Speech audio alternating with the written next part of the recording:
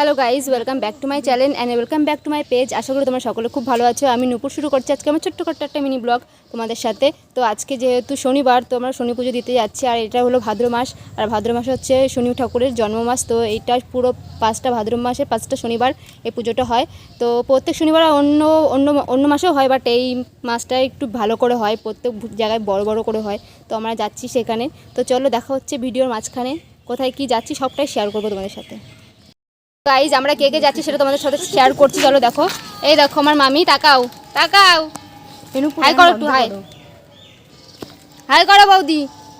Hello, hi. এই যে বৌদিও যাচ্ছে, চলো যাই।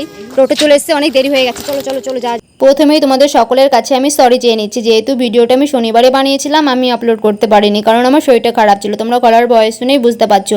আর আমি যখন ভিডিও বানাচ্ছিলাম তখন ভয়ে যাওয়া দেবো ভেবেছিলাম, কিন্তু তখন তো বাইরে এত গান বাজছিলো, যেহেতু জানো পুজো চলে এসছে, আর পুজো চলে আসলে কেমন গান বাজানো হয়। তো আমি ফাইনালি মিষ্টি কিনতে চলে এসেছিলাম, আর হচ্ছে বৌদিভাই ভিডিওটা করে দিয়েছিল। যখন আমি এডিট করতে বসেছি তখন দেখি ভিডিওটা বৌদিভাই করে দিয়েছে।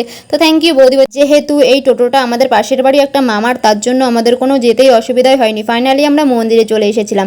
আর যেহেতু এখানে এসে মোমবাতি আর ধূপকাঠিটা জ্বালিয়ে দিতে হয়, তো আমরা জ্বালিয়ে দিয়েছিলাম।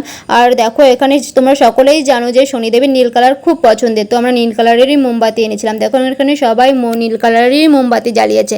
তো সবাই সবার মনের ইচ্ছা এখানে চেয়েছিল, তো আমিও একটু চেয়ে নিলাম। তো সেটা তো বলা যাবে না কি চেয়েছি, তো সেটা তো আর বলবে না, তো তার জন্য। তো তারপরে দেখো আমি ধূপকাঠিটা জ্বালিয়ে নিয়েছি, মোমবাতিটাও জ্বালিয়ে নিয়েছি। ভিডিওটা তোমাদের আশা করি অনেক অনেক ভালো লাগবে, ভিডিওটা দেখতে থাকো।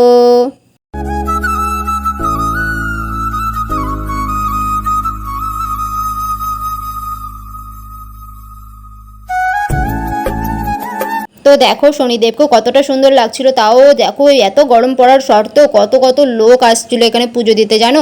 তো তারপরে পুজোর শেষে বৃষ্টিও নেমেছিল, আমরা ভালোভাবে পুজোটা দিতে পেরেছি, এটাই ভালো।